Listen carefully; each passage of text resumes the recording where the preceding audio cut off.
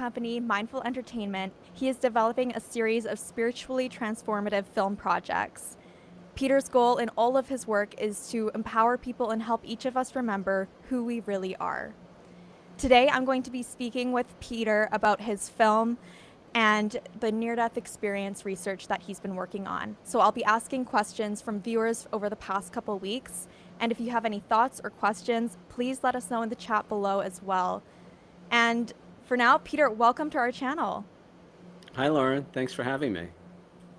Thank you. So over the course of many years, you created a documentary about life and the afterlife called Every Soul Knows. What prompted you to make a film about this?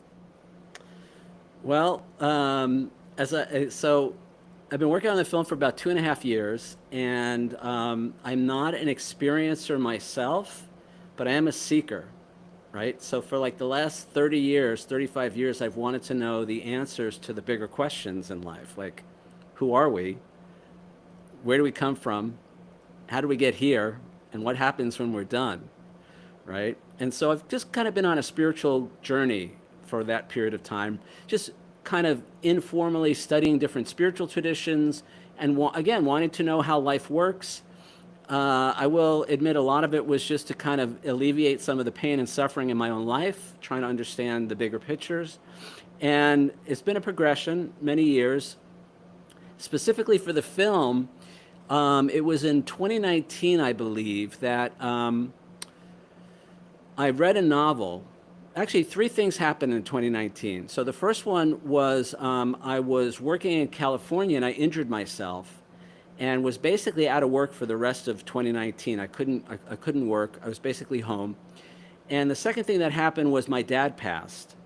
And my dad had been ill for a while, but it was the first major loss that I had had in my life. And it was very difficult, it was very sad, even though, like I said, he had been sick. And then the third thing that happened that year was I read a novel called Adventures in the Afterlife. And even though it was written as a novel, that book had a lot of very intriguing information about the other side. And so eventually what happened was I reached out to the author of that book and I optioned it to turn it into a feature film. And I just thought it was an amazing book. And so I'm working on that, and now we're into 2020, the pandemic hits, we're all home watching YouTube, and I started, as part of the research for that film, I started watching a lot of near-death experience interviews. And I was familiar with the near-death experience, but I hadn't really studied it in any way. And so I just became intrigued with a lot of the stories and the similarities, as well as the differences between the stories. And what happened was I started reaching out to some of those people that I was watching the interviews for. And I developed relationships with them, had dialogues, had Zoom calls with them. And at a certain point in the process, I realized that the feature film that I had been working on, that screenplay was done, but I couldn't get anybody to read it, and I needed to step away from it. And I'll never forget the morning of my interview, I was going to do a Zoom with Christian Sundberg. Do you know Christian? I don't believe so, no. Christian's got a great story. He's not an NDEer, but he has pre-birth memories. And so I had a Zoom call set up with him. And that morning, I'm literally waiting for breakfast. I'm waiting for the toast to pop up out of the toaster. And it pops up. And at that moment, this idea pops into my head. And the idea is I have to make a documentary about all this, right? So I spoke to Christian later that day, and I asked him, would you be interested? And he said, yeah. And it went from there. Now, the one thing that I wanted to do that was really important to me is I didn't want to do webcams, right? I wanted to be in the same room with everybody.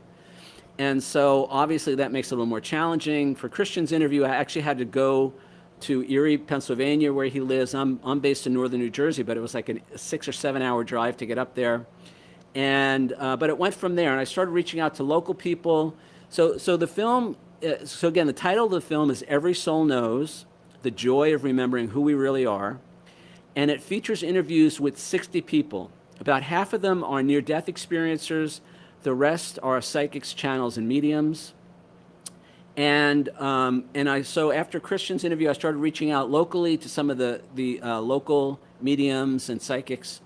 And it just went from there. And, you know, as I said, you know, 2 years later, I had 60 people that I had interviewed, and it changed my life, quite honestly. And the backbone of the film are these 38 questions.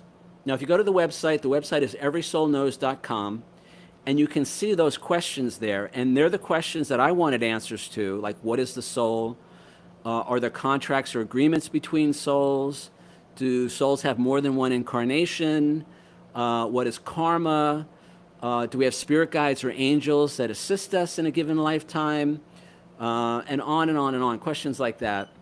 And for the first 40 people or so that I interviewed, even though some of them had very profound near-death experience stories, I didn't let any of them tell their story. Instead, I went through these questions, right? So what I ended up with, so after almost a year and a half of that, I had this amazing, now here's the thing, when you watch the film, keep in mind that none of the people knew who else was being interviewed. I didn't tell anybody else who I had interviewed already or who was on the list. And they certainly had no idea what anybody else, what their answers were to those questions. And yet when you watch it, and you saw the film, when you watch it, it's like they're finishing each other's sentences. You know, it's all fitting together like this puzzle. So when I tell people that, they're amazed that, you know, it was a year and a half of interviews. Nobody knew who else was being interviewed. Nobody knew who else was being, what else was being said. And yet it really fit together in this amazing way. Now, what happened was about a year ago, I realized, you know, that's great. The questions and answers are fabulous, but there is value in telling the stories, right? The first person accounts of their near-death experience. So I went back to some of those people, and then I reached out to a bunch of new people, and we did their stories. It was important for me not to focus so much on the death experience, the car accident and the surgery or whatever, the illness. I really wanted to know what happened after that, right? Their adventure in the afterlife, if you will. And then I was really interested in how, and this is kind of the whole point of the film, is how we can take what they learned about the afterlife experience and apply that to our lives while we still think we're here in these physical bodies to make the world a better place. I love that message so much. And I especially resonate with what you say about not wanting it like to be Zoom interviews. And I'm so happy that you didn't do that. And of course, on this channel, that is all we do. I think it was just very easy to start out like that, but it's a bucket list item of mine to interview someone in person. I think that would be really, really powerful and to have like that kind of connection, though for now, of course, and being in Alberta, Canada, where people are very spread out and stuff like that, it's been hard, but I think it's something that we might be able to do in the future. And I think something that I was really curious about when we were first talking about your project is that you yourself had a spiritual experience during this film. Can you tell me about that?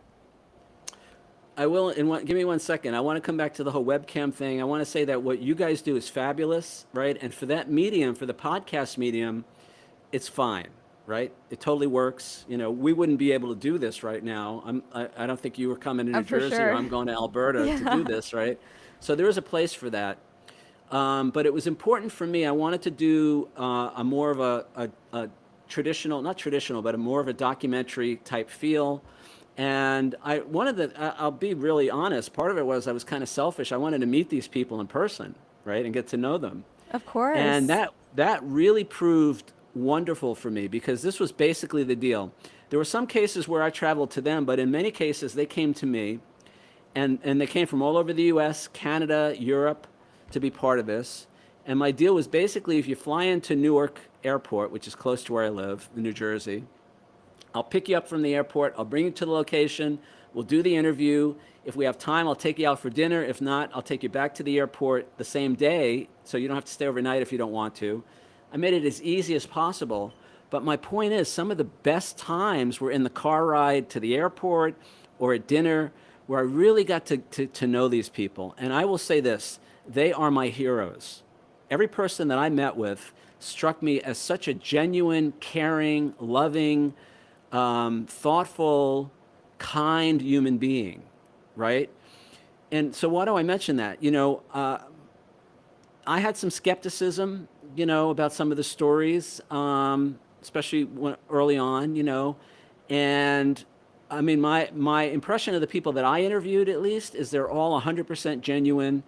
None of them are getting rich off of telling their stories, quite And honestly, from what I could tell. that's a huge misconception. People really think that, and I don't think they understand how little money you can make by making books. Well, and it's worse than that. A lot of them are ridiculed on social media. They're trolled. They're debunked. Now, it's not so bad today, but some of these people, like Anita Moorjani and Jeff Olson, people like that, they were telling their story 15, 20 years ago. And and Eben Alexander, Eben was a doctor, Harvard neurosurgeon, and the medical community, when he came out with his story, the medical community tried to destroy him, right? So these people, it's not only they're not getting rich, but they put up with all kinds of crap, people attacking them. So my point is, my impression at least of the people I met, they're doing it because they're good people and they want to have a positive impact on the world. They want to make the world a better place, right? And so the basic premise of the film is, we're not who we think we are. And by the way, what's going on here is not really what's going on here. What we think is going on is not really what's going on. I mean, there's a much bigger picture to all of this. And so I wanted this to be a way for people who may not be familiar with the near-death experience, or maybe they know a little bit about it, but they don't know what a life review is, or, whatever. I wanted it to be a way in for them, people, the average person, to begin to maybe question some of their existing beliefs, or maybe just expand, their current thoughts and beliefs about the afterlife and life after death and who we are as spiritual beings and all of that. Because I don't think the world can change in any meaningful way until we re-examine this idea of who we think we are. So what do I mean by that? Well, if we're these physical bodies that have a limited lifespan, that are subject to all kinds of ills and problems in the world, and we have to fight with other bodies over resources, and you're lucky if you get 60, 70, 80 good years, and all of that, then the world kind of makes sense, right? But what if that's not who we are, right? What if we're more than a body? In fact, what if we're actually something else entirely? What if we're a soul? What if we're spiritual beings, as they say, having a human experience? What if there is no death? So I'll talk a little bit more about that in a second. But that kind of changes everything, for me at least, right? Everything. And some of the common elements, I like to point people to some of the common elements of the near-death experience, right? Because in a way, the near-death experience is just the way into the discussion, right? And so the first common element of the near-death experience is separation from the body, right? Almost every NDEer talks about how at some point in the process, they realized that they were no longer in their body, right? And they were someplace else in the room, above the accident scene, looking down in the operating room in the hospital, watching what was going on. And in some cases, they don't even recognize the body in the accident or on the gurney, or on the operating table. They don't even recognize that as them. Now, that in and of itself is pretty profound. I've heard Right? many stories exactly like that where they think, like, what's this body doing on the ground? And it takes quite a while for them to realize, oh, that's me. That was me, yeah. So there's something there, guys. Now, you take with it and do with it what you will. And then the next part of that is, so there's two more elements I like to talk about, and then there's this whole idea that in many cases, the people, when they die, they don't even know that they're dead, right? They have this experience. So the best example of this, and he's in the film, is Tony Sikoria. Tony is an older gentleman. He's a surgeon and a medical doctor, originally from upstate New York. He gets hit by lightning. This is back in the 90s. He's on a payphone trying to call his mom. And they always used to say, I remember this, don't get on a payphone when there's lightning, when there's a thunderstorm. And apparently he forgot about that. He had the phone in his hand. The payphone gets hit by lightning. It comes through the phone, and it throws him back, right? And basically kills him. And he says, I had this sensation of being, I knew I got hit by lightning. I heard it. I saw it. I had the sensation of being thrown backwards. But then he said, all of a sudden, I had this sensation of moving forward. And I'm finding myself, I'm just standing there wondering what happened, right? And then at that moment, his mother-in-law, it was a family gathering, his mother-in-law screaming from the top of the stairs of this clubhouse by this lake. She's screaming, and he turns and he sees her screaming, and she comes running down the stairs towards him, but then she goes right by him as if he's not even there. She doesn't even see him. So now he's really confused. He doesn't know what the hell is going on.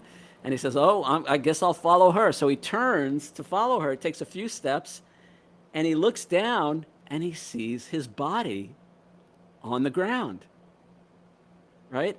And he says, Crazy. he says, oh shit, I'm dead. He literally says that, and he's like, it was seamless. He says, I thought when you died there'd be bells and whistles to let you know that you were dead. He said, but I was still me. I just wasn't in that body. Right? Now this is, again, do with it what you will, guys, but I think this information is pretty groundbreaking in some ways. Right? And he goes on from there. His story is wonderful. It's in the film, and it's on the website. Every Soul Knows. So there's a website, everysoulknows.com, and there's a YouTube channel at Every Soul Knows, and everybody's interviews are there for you guys to watch for free. The full interviews with all these people. And again, there's almost 60 interviews up there.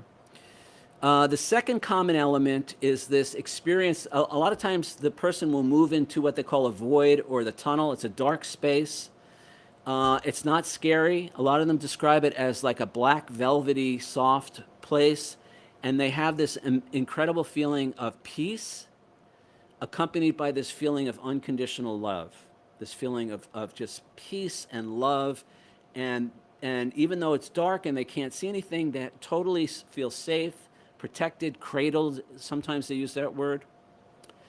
And then from there, and that feeling of love can stay into the next part of the experience, which is usually moving towards a source of light.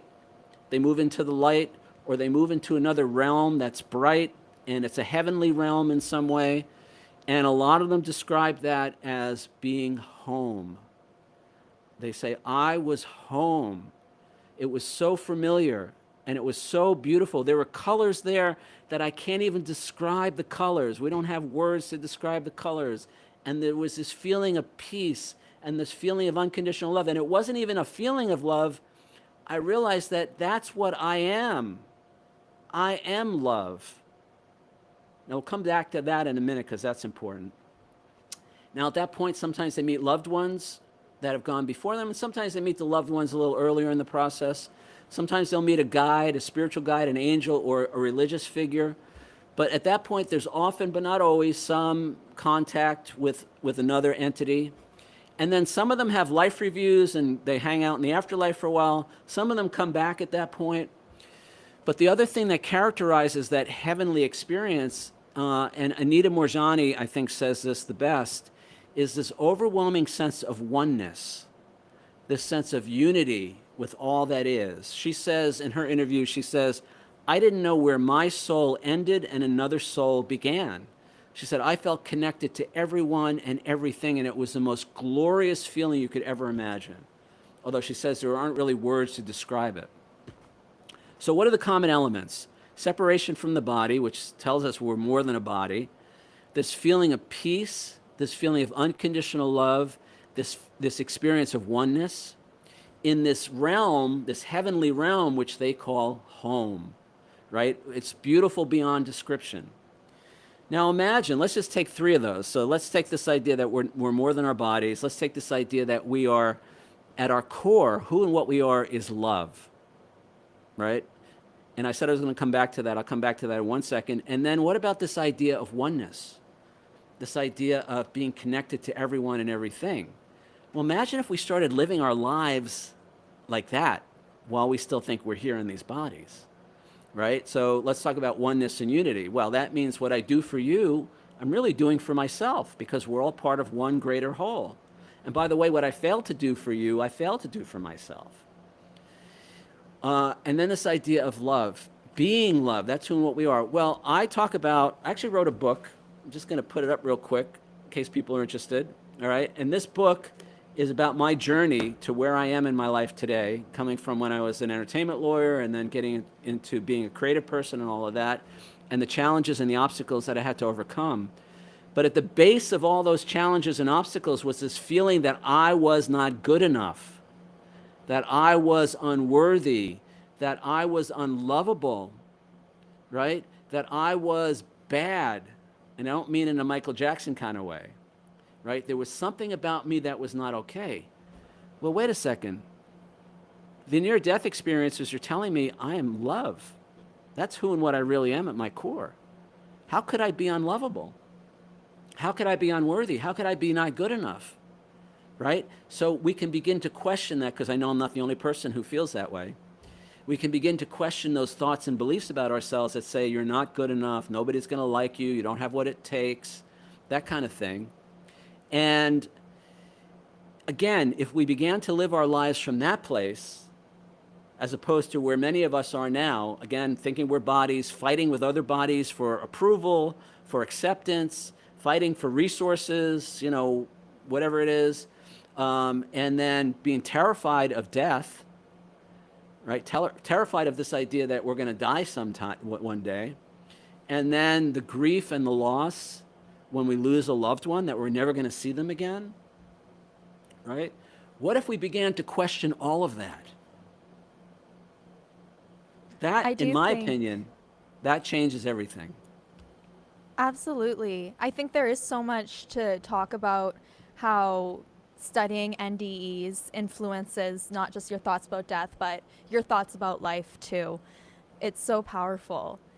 And during this process, you've interviewed more than 60 people and you're continuing to interview people about near-death experiences and the other side. What are some of the most memorable stories you can recall from talking to this many people about NDEs? Well, here's the thing, Lauren, and maybe you can relate to this. I don't want to single out anybody's story. I feel honored that the people who participated in this film chose to participate. A lot of these people I never thought would say yes. They said yes. Some of them are very well known in the space. They have written books. They travel and all of that. But about half the people, and I did this on purpose, about half the people in the film are people that you probably haven't seen before. And that was really important for me, to give new people a chance to shine, to tell their stories, right? I'll just say this, they all touched me in powerful, positive ways. Again, my life is better as a result of having met them and having made this film. I'm so grateful. I want to come back to the question that you asked before this one, though, that I kind of skipped over. And so I think what you were alluding to was halfway through the making of this film, my younger brother died. Now, this was completely unexpected. My brother was 3 years younger than me, and at the time he had moved from New York. He was now living in Florida in a condo complex with one of our sisters, and I hadn't seen him in a couple of years. It's not like we were estranged or anything, but we were very different in a lot of ways, and for whatever reason, I just hadn't seen him. And this was in April of 2023. I felt compelled to go visit, so I called him up. Said, I want to come down for a week, hang out. We haven't seen each other. He said, great, come on down. And we had a good week. I mean, as I said, we were kind of different people, and so there were some challenges, but it was good. I'm glad I went, got to spend time with him, and I'm really glad I went because 2 weeks later he died. He had some health issues, but there was nothing, there was nothing imminent. It was a complete shock to me and my family. My sisters especially, but me too. I mean, I was devastated. And devastated to the point, Lauren, where I never imagined I could feel so sad. It just tore me apart.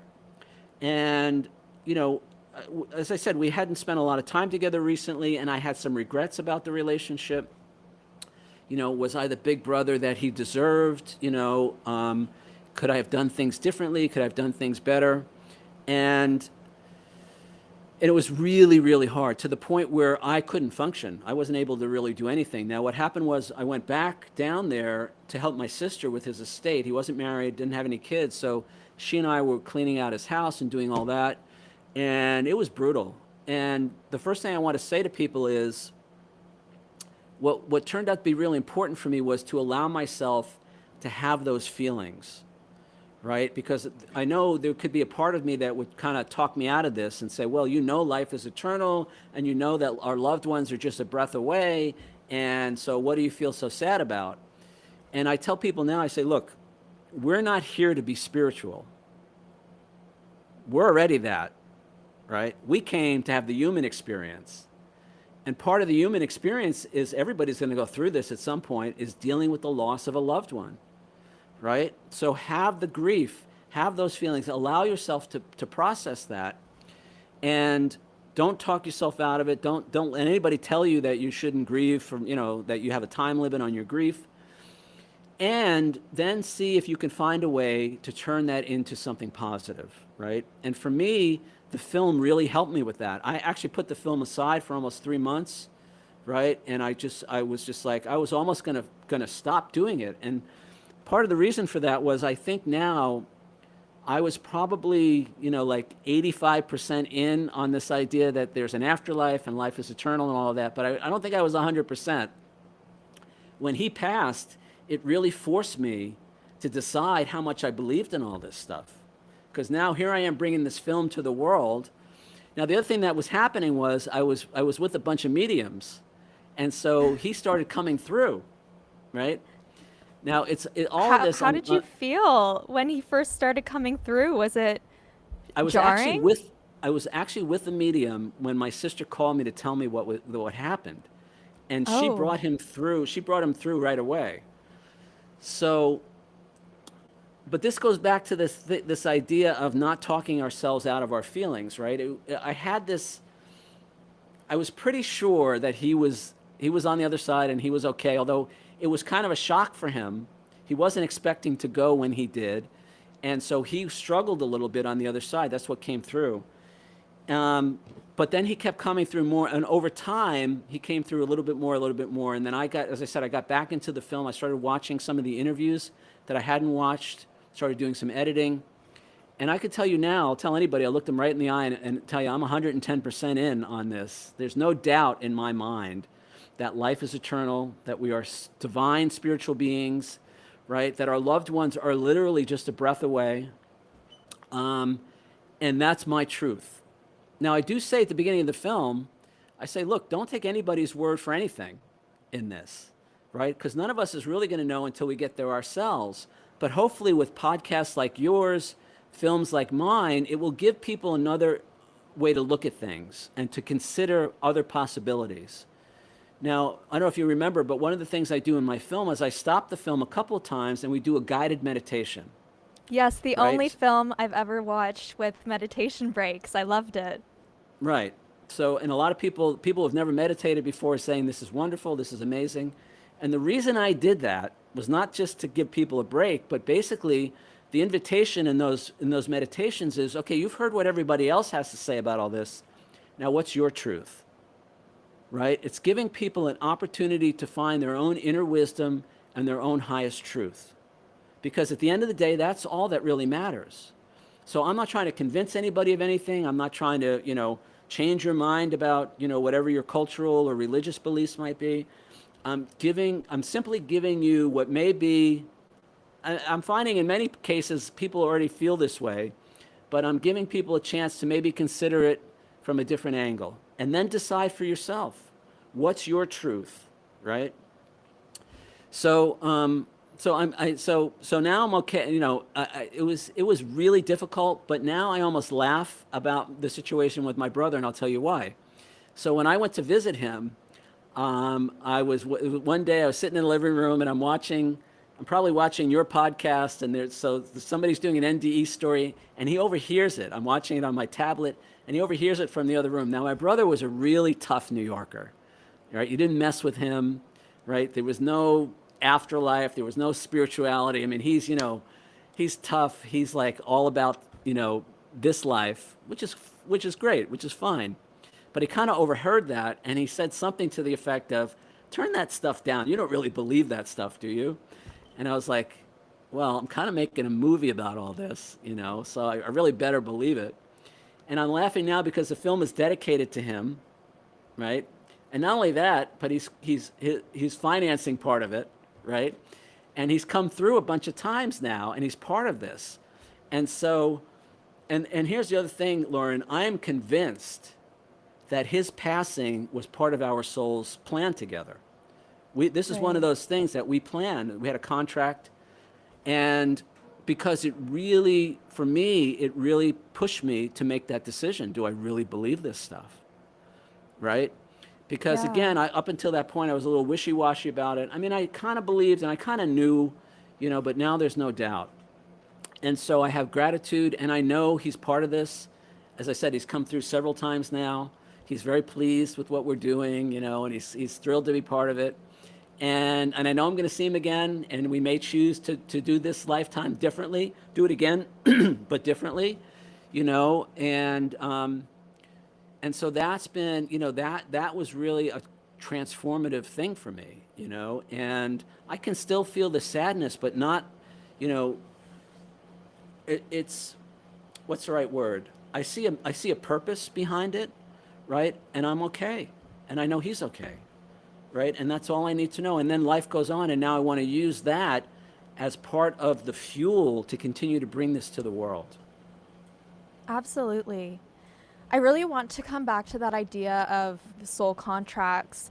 First, someone in the chat, Trevor Bauer, wrote a comment about how his mom has passed away and he is going through a really difficult time with grief. And I just want to thank you, Peter, for sharing how you felt and your advice with like feeling that. And Trevor, I really hope that some of the things that you're hearing today can bring you comfort. That's really what I hope for from this channel. But Peter, you talked about soul contracts, and this is something that you delved into in the film. What did you learn about soul contracts? And for people who are watching this live who have never even heard the term, what does it mean? Oh boy. All right. Let's actually, let me just say this. Trevor, my heart goes out to you, buddy. I'm so sorry that you're dealing with that.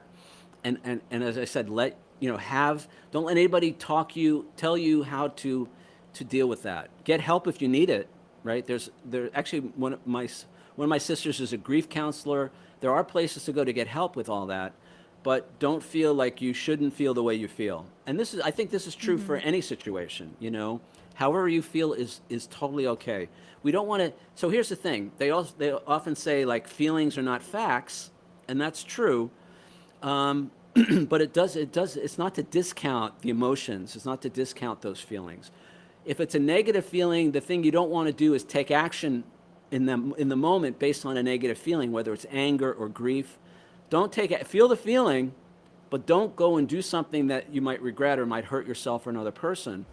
But however you guys are feeling, and here's the other thing too, guys. I'm not an expert in any of this. I'm just sharing with you my experience. Some people may feel differently about all this, and the great thing is, with YouTube, you can go and watch somebody else's take on all of this.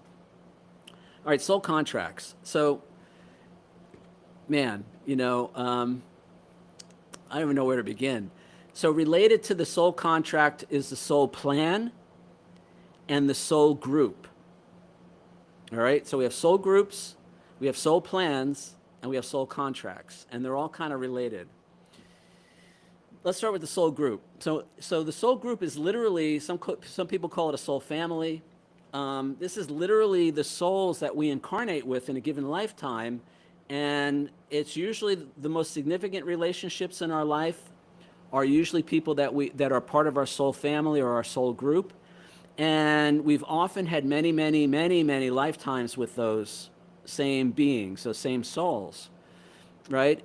But what we often do is we switch roles. Right. So in one lifetime, I might be my brother and I in a lifetime, but in another lifetime, we might have been best friends, or we might have been an employee, an employer, a teacher, and a student. We could have even been married, male and female marriage or something like that. The soul will take on all these different roles, and the reason we do that is because we want to, well, this goes to the whole purpose of why we incarnate in the first place, right? One of the questions I ask in the film is, why would a soul choose to leave heaven? Right? Because if you hear the way they talk about heaven, it's like amazing. I mean, it's like the best thing ever. And a lot of them say they didn't want to come back. It was so good, they didn't want to come back. So why would a soul choose to leave heaven in the first place? So the very short answer, and we can come back to this because this is actually really important. But the very short answer is we come here, the soul comes to the physical plane to have, to experience, to know itself in its own experience. Now, I actually take that phrase from the Conversations with God book series that Neil Donald Walsh wrote back in the 90s, 95, I think the first book came out. And that seems to be the truth based on something that I experienced in my own life, but also what every one of the people I interviewed had to say about this. So here's the deal. In heaven, it's all light and love, right? But eventually we don't experience the light and love because there's no opposite, there's no contrast, there's no polarity, there's no duality. We can't know ourselves as light unless there's darkness. We can't know ourselves as good unless there's evil. Just like we wouldn't know the experience of hot if there wasn't cold, if there wasn't something to contrast it with.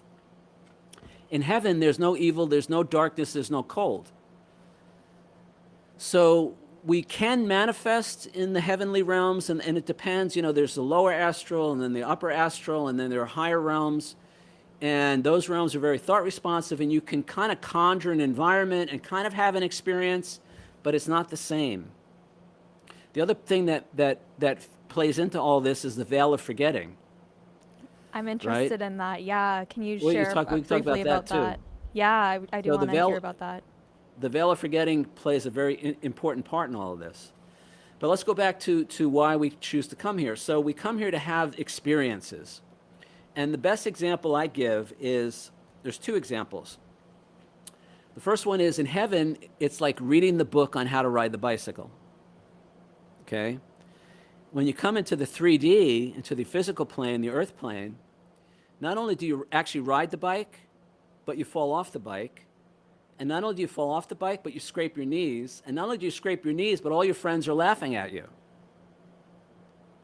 That's the earthly experience versus the heavenly experience, right?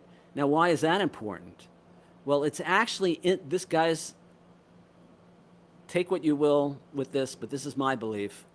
It's that moment when you hit the ground and you scrape your knees and you're in so much pain and your friends are laughing at you, that's why you came here. Because in that moment, you get to decide who and what you are. Right? Am I light and love and goodness and loved by my Creator and my family no matter what? Or maybe I'm not so good. Maybe I'm kind of worthless because I don't know how to ride my bike without falling off. And look, my friends are laughing at me. I must really be shameful and unworthy, and now I can feel bad about myself for the rest of my life because my friends laughed at me when I fell off my bike. That's a choice point. Okay? And then maybe you don't feel bad about yourself, but maybe now you're going to go beat up your friends. You're going to attack them because they attacked you, because they made fun of you. You make all kinds of choices in that moment. And that's why the soul is here. We don't have that in the higher realms. There is no contrast. There is no duality. There is no polarity, right? But that's the choice point, right? And the soul wants to know itself in its own experience. Now you say, okay, well, a 9-year-old falling off their bike, who cares? But what about a 39-year-old who discovers that his spouse is cheating on him with his best friend? Right? Now how are you going to feel about yourself? How are you going to feel about them? Those are the moments that define us as beings, as human beings, and ultimately as spiritual beings. And the only place we can have those experiences is here. And that's why we come. My opinion, at least. I have heard that echoed by a lot of my guests, and it's something that I don't urge people to believe it. I mean, I could feel like feel similar to you in that I want people to listen to our shows and come to their own conclusions. But for me personally, as I started to accept that idea in my own life, it's helped me a lot through hard times. Like, it's been one of the most helpful things to help me get through stress and grief and things like that. And having that idea has been just very helpful for me. It gets critiqued a lot in our comments. People don't like that idea, and I think that's okay if they don't, but it has helped me a lot. Well, so it gets worse, right? So we choose to be here. One of the questions in the film is, are human incarnations voluntarily chosen? Nobody is here against their will, guys. If you're here, you chose to be here. Now, not only that, you came with a plan, right? And sometimes that plan includes challenges and hardships and really unpleasant things. All right? Now, I want to qualify this from the get-go. All right? So, yes, we do choose challenges in our lives as part of our soul plan. All right? But the first thing I want to say is this. It's not the you that's watching this video that chose those challenges, those hardships, whatever it is. It's not the you, it's not the human consciousness that did that, okay? When we chose that, we were in it was the soul, the higher self, the soul, in a very different environment, in a very different, the soul knows the big picture. The soul has seen all the lifetimes. So if there's somebody in your life that you have a challenge with, the soul knows all the history, all the lifetimes you guys had together, knows all the karma, the karmic ties, and all of that, knows the big picture, and also knows that nothing that happens in this experience, this 3D earthly physical experience, results in any permanent loss, damage, or injury to the soul. And in fact, when we cross over, all of that is almost instantly healed. Now, there's some exceptions to that, but the healing, nothing that happens here, if it's an abusive relationship or a birth defect or disability or financial problems or whatever it is, all of that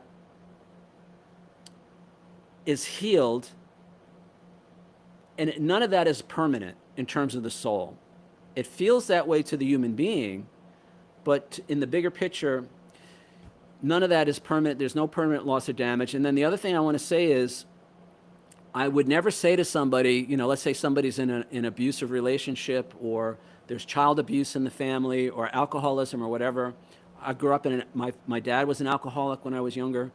I would never say to somebody, well, you chose that. That's part of your soul plan, so deal with it, right? No, not saying that at all. Because number one, it's not the human being that chose that. Number two, I would never, right, want to make somebody feel bad because they're suffering or because they have challenges. That's not spiritual, guys. All right? Spirituality is helping that person. Spirituality is uplifting that person, helping that person heal. Right? So this is not about, well, you chose this, so deal with it. No, not that. That's not even tough love. That's abuse. Right? So my heart goes out to anybody who's suffering. My life is actually pretty good, but there are a lot of people. This place, the world is miserable, really. In some ways, and I'm getting into all the conspiracy theories now and understanding some of the stuff that's been going on in the world. It is horrific what we do to each other as human beings. All right. So I would never say to anybody, you chose that, deal with it, buddy. It's not about that. So then why would, and this is another question in the film. The question is, many people experience challenges while living in a body. Why would does the soul seek such challenges, and if so, why? Well, again, it kind of goes back to the illustration I used earlier, falling off the bike, right? It's in that moment that we get to decide who and what we are. And that's the soul's greatest joy, is to create itself in the moment. And as I said, we come here to know ourselves and our own experience, but we have to remember who we are in order to choose to make the higher choice, right? So it's the challenges of this world that give us the opportunity to do that. And sometimes, it's life is wonderful. There's wonderful things that happen here, and beauty and true love and compassion. And sometimes it's hell. And that's why we're here, because it's those challenges that give us the opportunity to grow spiritually, to evolve as a soul. Now, first thing people say, well, if the soul is already perfect, why would the soul have to grow and evolve? I'm All right? curious about that. I am. All right, I got an answer. Again, take what you like Perfect. and leave the rest. We don't have to do anything, guys. We choose that. And this is where the veil of forgetting comes in. I'll talk about that in a second. But does somebody have to climb Mount Everest? Not really, but a lot of people choose to do that. Why? Because they know that if they get through that challenge, they'll be more of what they were before. Again, the title of my book is Be Bigger Than You Think You Are, right? And it's all about overcoming. It's all about moving out of our comfort zone. It's all about expanding, growing, becoming more. And that's basically why the soul comes here, but not only comes here, but forgets. This is where the veil of forgetting comes in. Forgets who and what we really are. And the reason we have the veil of forgetting, the question in the film is, what is the veil of forgetting and why do we need it? Okay, it's a voluntary forgetting that we have. And the reason we forget is because that's what makes this experience real. That's what makes this experience meaningful. All right, another question in the film is life in the physical plane an illusion? Well, it kind of is, guys. Some people call it a simulation. I'm not going there. But it doesn't mean it's not meaningful, and it doesn't mean it's not important. All right? And the example I give is this. You go to the movies, right? You go to the theater to see a film. Hopefully, you walk in there and you realize you're in a theater, what you're about to see is not real. And as a filmmaker, I can tell you, none of that stuff that you're looking at on the screen ever really happened. It's all made up, right? And yet, we kind of forget that. They call it suspending your disbelief. We forget that it's a movie, and if it's a good film, we go along for the ride, don't we? And we feel all those feelings. We feel elated when the hero triumphs, and we feel afraid when they're at the villain is about to corner them, and we feel sad, and we feel joy, and we have all those feelings. Well, guess what? Those feelings are experiences, and those experiences are real. Every one of those emotions that I just mentioned are real. Those are real experiences in a completely unreal environment. So are you saying that the veil of forgetting is like being immersed in the movie so that you're able to feel as the character would? Well, let's put it this way. Let's say you're in college, right? And it's time to take the final exam, and you know all the answers.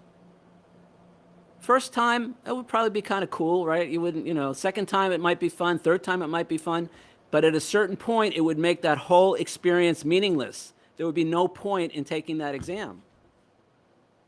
Or let's say you're a quarterback, right? And you're in college football, and you're touchdown pass, touchdown pass, touchdown pass every time. Guess what, guys? At a certain point, you're going to walk away and say, why am I even bothering? There's no point in it. It makes it meaningless. So we have to forget who we are to be able to remember who we are. And the subtitle of the film is The Joy of Remembering Who We Really Are. Now, why did I pick that word? I believe, and this came out in a lot of the interviews, the greatest joy that we can experience during this human experience is that moment when we remember, consciously remember who and what we really are. Our goodness. I absolutely love that. Our goodness, our oneness, our connection to source, our connection to each other, and the love that flows as a result of that. Every other quote-unquote joy is temporary, is fleeting, in a lot of ways. I talk about this again in my book. I talk about the difference between true happiness and things like satisfaction, relief, physical pleasure. There's nothing wrong with satisfaction, relief, physical pleasure, having fun. Nothing wrong with any of that. But if you think about it, all of that is temporary. All of that is temporal.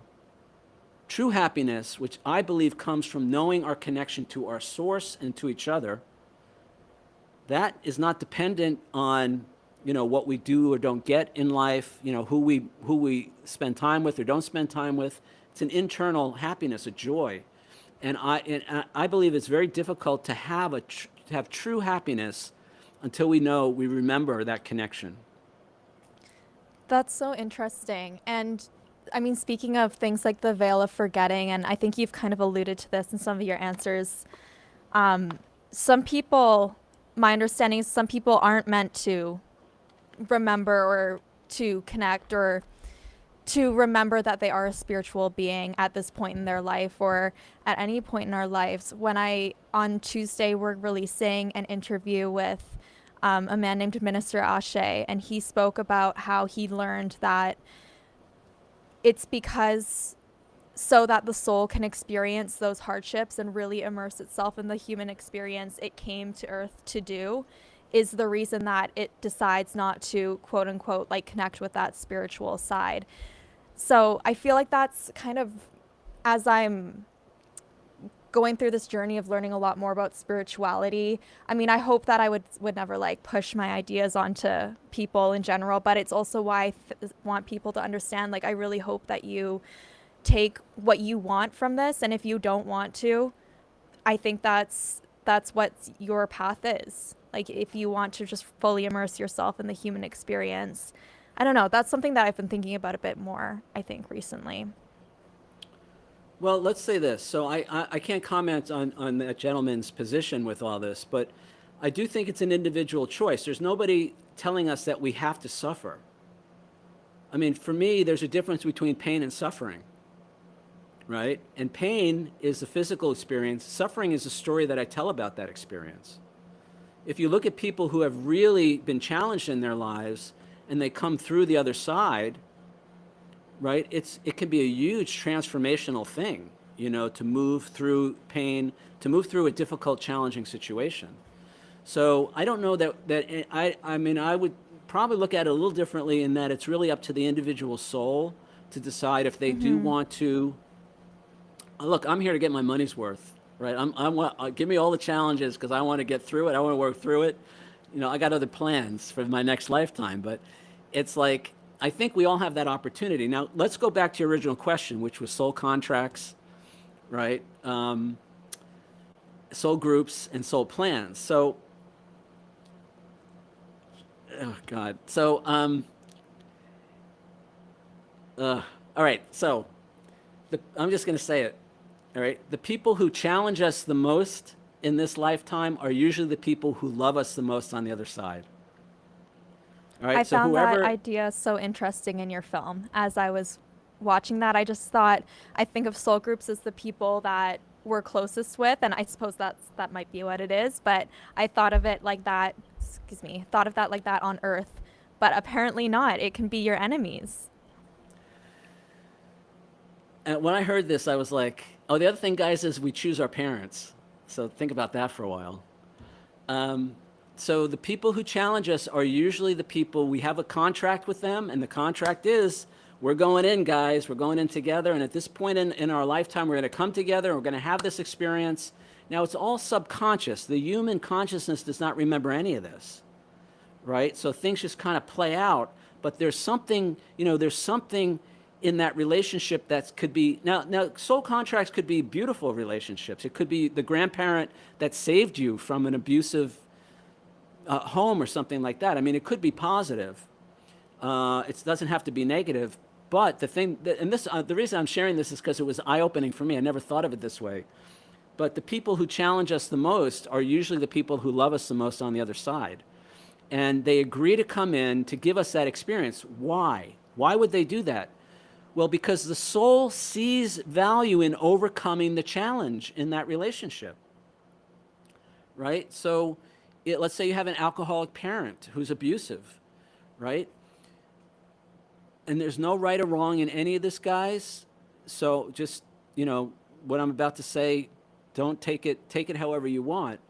But maybe that abusive alcoholic parent is just what you need in your life to decide to be different when you're a parent, right? To not be abusive, to not drink or whatever, drugs, whatever it is. And maybe you needed the environment to come to that conclusion. Because there are people who would take that exact same, I mean, this happens in families. One sibling becomes an alcoholic themselves, and the other sibling goes on and starts a treatment center for alcoholics. Not that one is better than the other. There's no judgment about any of this. Whatever path you choose or find yourself in, there's a reason for that. I'm not judging that at all. And yet, it's through those challenges that we get to find out who we really are. Life gets pretty, Betty Guadagno, one of the people in the film, why would a soul choose to leave heaven? She's like, well, unconditional love is great, but, you got to remember, eternity is a really long time, guys, right? And maybe it would get a little boring. Unconditional love, everybody's love and light and beautiful. I think about this in this lifetime. What if all my problems went away tomorrow? What would I do? I mean, seriously, if you think about it, right? What would we do if we didn't, if we never had plumbing problems? What would all the plumbers do? What if we never had health problems? What would all the doctors and healers do? At a certain, it's crazy to say it, all right? And I'm not telling you guys what to believe, but at some level, these challenges are serving us, and they're serving our soul's agenda. And for me, the big challenge has been to get out of the victim mode, the victim mentality. Because most of my life I felt like a victim, right? And I was sure that people were doing things to me, and I felt sorry for myself and self-pity, and all of that. And my life reflected that. I was miserable, And then again, it's all in this book. I know we didn't come to talk about the book, but I had to transform that victim mentality and begin to take responsibility for my life and the choices I was making. And the thing about taking responsibility is that's how we get our power back. As long as somebody else has to change for me to feel better, I'm screwed, right? So I think that works at the human level, but it also works at the soul level. So the contracts, the agreements between souls, the soul plans, and now the question comes, well, what about free will? If we plan our lifetime, our incarnation, what about free will? I have an answer. Perfect. This whole idea that we plan our lives does not negate free will for three reasons. Number one, remember that we chose freely in our spirit form those challenges, that life path, whatever that life is going to be, we chose that. Second is we only really choose the major milestones. It's kind of like a blueprint or an outline. We're not choosing, what I'm going to have for breakfast on the 30th of September in 2025 in New York City. That's not what we're talking about in the soul plan. And there are multiple plans. There are multiple paths through the plan. So we get to exercise free will with that. You don't have to follow your soul's plan. But what will happen is you will probably be nudged, and maybe pretty loudly, which again is how this book got written. Remember I said I injured myself? So I was in California. I was doing a photo shoot for a client, and for years I had been thinking about writing a book because I made this major life transition from this legal business person to a creative visual artist. And I had a lot of challenges. For 3 years, I couldn't get off the couch. I was terrified to put myself out there as a creative person. And then eventually the money ran out, and I had to do something. I had to get off my butt to make it work. And I started doing all the things I was afraid to do.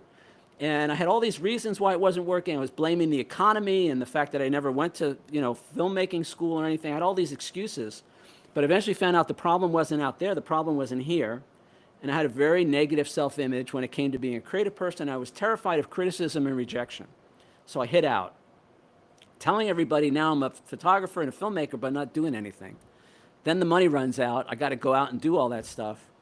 And I had been studying metaphysics, law of attraction, visualizations, vision boards, all this stuff that was supposed to transform my thinking. And I was like, oh, maybe I should start applying that stuff if I want to make this business work, right? So I started doing all that, and within a couple of years, Lauren, I went from somebody who never won an award for anything in my life to somebody who's won more than 75 awards for my work, my creative work. I went from somebody who was afraid to post photos on Facebook. I mean, I literally couldn't post my images on Facebook to somebody whose work, my photos have been published in newspapers and magazines around the world, online. Millions of people have seen my work. So what changed, right? I changed how I saw myself, who I thought I was. And I literally went from being my own worst enemy, because what I found out, it wasn't anybody else's criticism that was the problem. It was my own criticism of me that was holding me back. I went from being my own worst enemy to my own best friend, right? So now it's a few years later, and people are saying you should really write a book about how you transform your life. And I'm saying, yeah, one day, one day. I'm now traveling the world. I got hired as an official photographer for one of the world's preeminent fireworks companies. They're sending me to Dubai and all over the world, the US, taking pictures. Remember, I went to law school. I have an MBA. I never took a photography class in my life, and now I'm traveling the world, right? So now it's 2019. I'm in California. I do a photo shoot for a client, and then in LA, and now I'm going to go up to Yosemite to do some landscape photography, because part of my business is fine art photography. Get out of the car at the visitor center in Yosemite, and I tripped. I caught my leg on a curb, and I didn't even fall, but I tore my calf muscle. Most painful thing in the world. I don't know if you've ever torn a muscle. Horrible, No. right? This pain.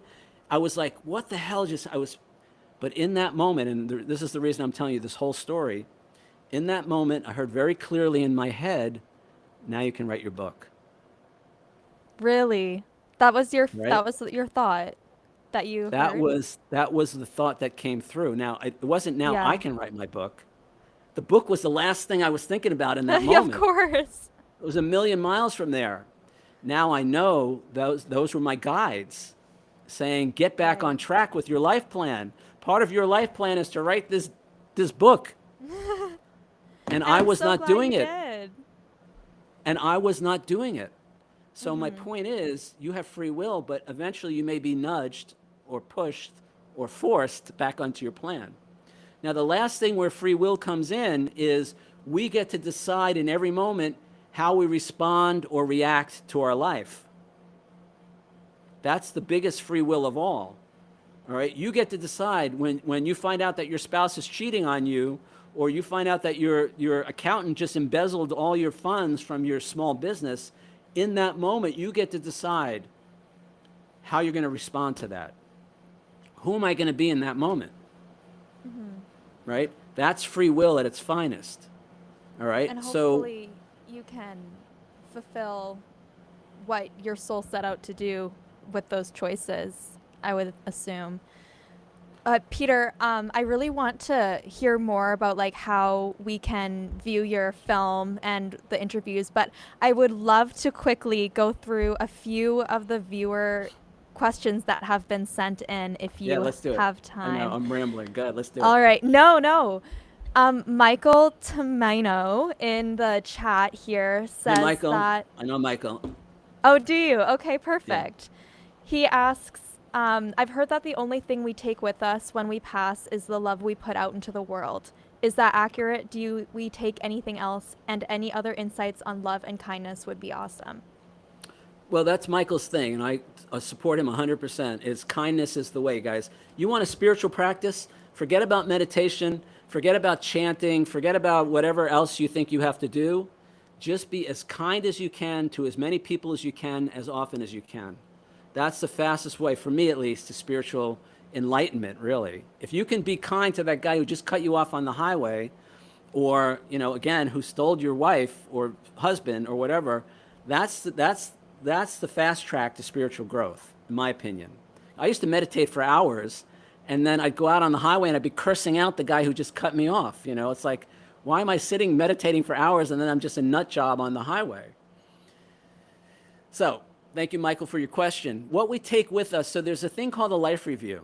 We didn't get to talk about this, but it's in the film. Some of you may have heard of it. We do get to re-experience everything that we experienced in that life, that incarnation, but also we experience it from the other person's point of view. And one of the people in the film, Bill Tortorella, I interviewed him, and he has a very, very moving story of his life review. So we do take the lesson, quote unquote, we do take the experiences with us because it's part of the soul's growth, part of the soul's learning. We come in and we often want to accomplish some area of growth or evolution. My thing for this lifetime, I believe, is forgiveness. That's been a big theme in my life. I actually did a TEDx talk about forgiveness a couple of years ago, and it's been recurring. The longest chapter in my book is on forgiveness. All right. And so we will be given, or we will have planned situations in our life where we have the opportunity to forgive, which often means betrayal, which often means some negative impact from another person. Otherwise, what would we have to forgive? So I think we do take, the love is the foundation that we take with us, but I do think we take the learning, the lesson, right? And karma is when we don't complete our lesson and we come back again, or we incur new karma because we harm somebody or something like that. We can talk about that another time. But so yes, we take the love, that's really important, but I do think we take the learning, the growth that comes from that. The soul literally expands every time we forgive, every time we're kind, every time we're compassionate, and the soul shrinks, I believe, every time we're selfish or harmful or negative in some way to another person. That's important lessons. You mentioned the life review. That's an excellent segue into a question of yours sent in prior to this interview from Penny Loafer 3358. I want to know more about life reviews. Do they literally show every second of your life, including sleeping or going to the bathroom, all interactions like buying milk or passing someone on the street? I keep hearing it's everything and it baffles my mind. Can you tell us a bit more about life reviews and what those are like for a lot of your interviewees? Well, prepared to be further baffled. It's like not only do we, so it's not always the entire life. Sometimes it's just the whole point of the life review is to learn, right? It's about learning. It's also about being accountable in a way for our part in the situation, but it's really about learning, growing. And so we're basically shown, I think, what we need to be shown. Some people do experience their entire life, but it's even more baffling because it happens all at once. It's not even really sequential in a way. They often say, I experienced my entire life all at once. It wasn't even like, now sometimes it's played out, in sequence. Sometimes, a couple of people I've seen interviews with, they experienced multiple life reviews for multiple incarnations all at once. So not only did they have a life review for the current lifetime, but they experienced life reviews for other lifetimes all at once. Wow. So yeah, I mean, the point is this. It's not something to be afraid of, but what we say in the film is don't wait for the life review, right? If you've done something harmful, and I learned this, I spent 20 plus years in 12-step programs, and a big part of the 12-step process, steps 8 and 9, is we make an amends to the people that we've harmed. And I can't tell you, again, you want a spiritual, forget meditation, forget everything else, go apologize to all the people that you've harmed. Take responsibility for what you've done, including yourself. First person on my amends list was me, because I did the most harm to me. But don't wait for the life review to make amends, to take responsibility, to repair those relationships. Now there's a whole science and art to making an amends, so you don't just want to rush out. There's really a process, and again, investigate the 12 steps. That they have a great way of how to make the amends in a safe, healthy, productive way. It's not just apologizing to everybody we ever did something bad to. It's more than that. But the point is, the life review is the opportunity for that. And again, my point is, let's take what we learned from the near-death experiencers and use that to make our lives better while we're here. So that involves taking responsibility for when we've caused harm. Yes, that's just another perfect example of how studying NDEs can help us in our life today. I have one more. I won't be able to get to all of the questions that have been sent in from viewers, But before we talk more about how people can watch the film, one more question from Rick McGee. Do you see your pets when you pass? I have a goldfish, and I'm pretty close to that goldfish. That's my only pet. It's really interesting. He had a near-death experience, and I did raise him from the dead. So we'll do that another Wow. podcast. I'll tell you about my goldfish. My understanding is yes, pets have souls. In fact, often the pets are the first beings to greet you when you pass over. And apparently they're having a really good time up there. The pets they're loving it. It truly is the Rainbow Bridge, I think, whatever they call it, and all your pets are there. And again, we're told so many things by society, by religions, by cultures, and my thing is, and if it's negative, you really got to question that, guys, because I don't think, again, I'm getting into all the conspiracy theory stuff now and everything. I think we want to question everything. So if you have a religious practice that says, pets don't have souls, I don't see that, and now my sisters have cats and wild animals. I look into the eyes of those animals now. There's no doubt in my mind that they have a soul, and that they're part of our journey. Often a pet is a great source of comfort, unconditional love, maybe for a child who's being abused or whatever. Pets are part of our soul plan and part of our soul family. I don't think we come back as a goat or anything like that. I think evolution means continuing to move to higher levels. We may have been another life form, and there are other life forms, intelligent life forms, that we may occupy in other incarnations. We can talk all about that. But I absolutely, there's no doubt in my mind that your pets are with you, and they're as much a part of your life there as they are here. There are some animals I would not mind coming back as. I think some cats live a pretty good life. Okay, Peter, thank you so much for all the time you've taken today to talk to us. Can you share with us how we can watch your film, learn more about your mission? And I know you have a whole YouTube channel with hours and hours of extra footage. How can we learn about that? Yeah, so the film website is everysoulknows.com, 3 words, everysoulknows.com. That's the first place to go. You'll find out if there's a screening. I'm doing previews, screenings now. I actually traveled all over the U.S. this summer. Just got back from Chicago.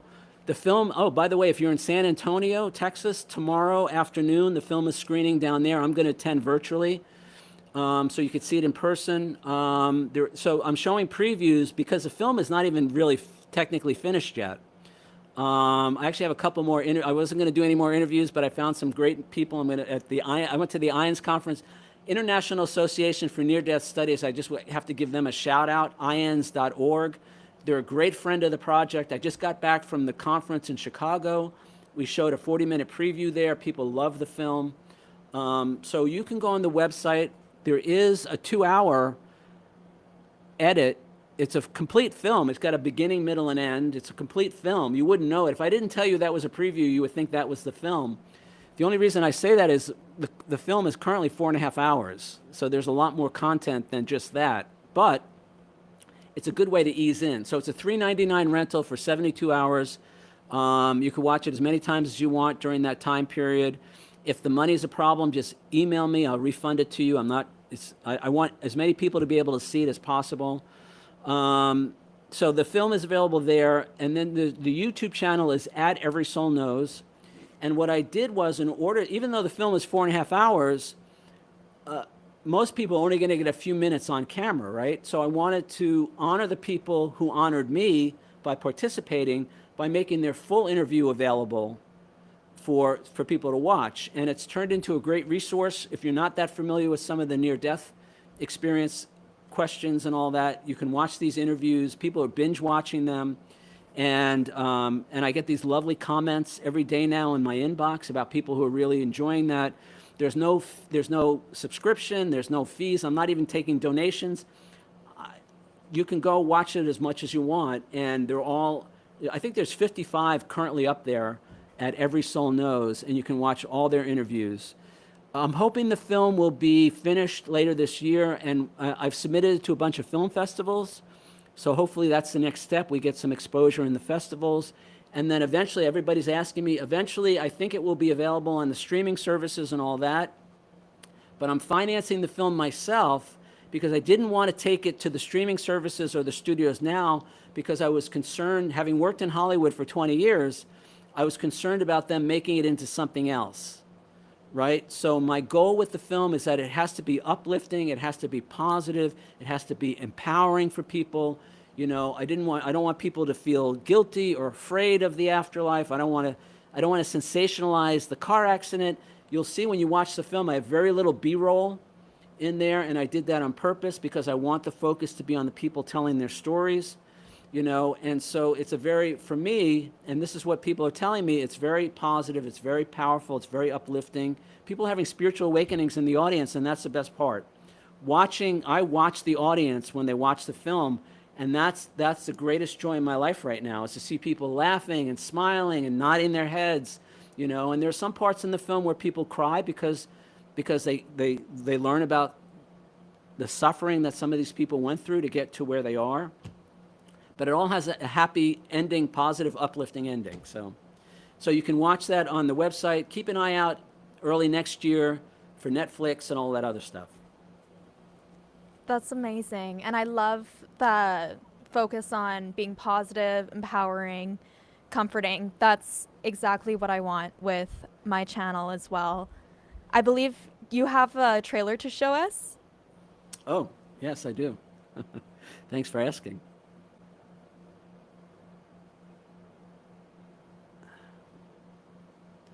I hope. Yeah. If it's easier, I have it on my end as well. Oh, Can perfect. you see it? Yes, I can All right, so see this is your channel. This is the YouTube channel, all right, and you can see all the interviews, some shorts, and then some of the interviews. And so this is a 3-minute trailer.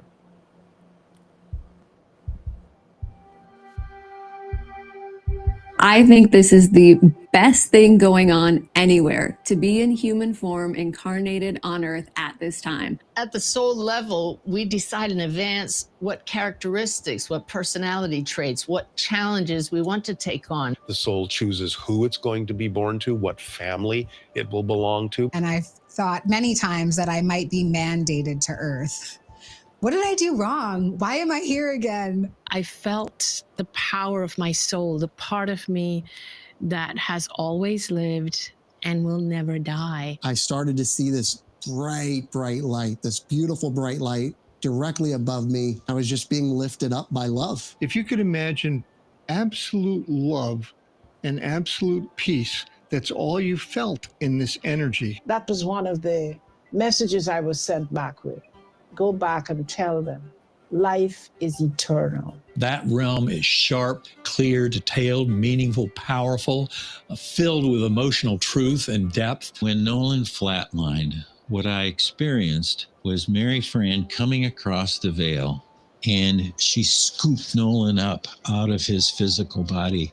And they had this exquisite reunion that you can only imagine between a mother and son. And suddenly I could breathe fine. I was incredibly conscious. I was more alive than I've ever been. For every 100 souls that qualifies to come down to Earth, and you've got to be an advanced soul to come down here, there's only one body. I said, I'm home.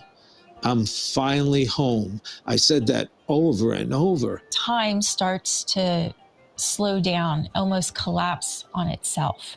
I began to surrender to the concept of dying. Everything that was temporal or physical or mortal about that soul was drawn aside, and I saw who he was, and I was in the presence of the divine. Every single person is this light walking around the center of their body, in the center of their energetic structure, in the center of their chakra system is the heart. It's the heart center. I also understood that was heaven. This is heaven. If you want to be in heaven, you can just be there. 60 interviews, 38 questions, all in a groundbreaking documentary about the afterlife. Every soul knows the joy of remembering who we really are.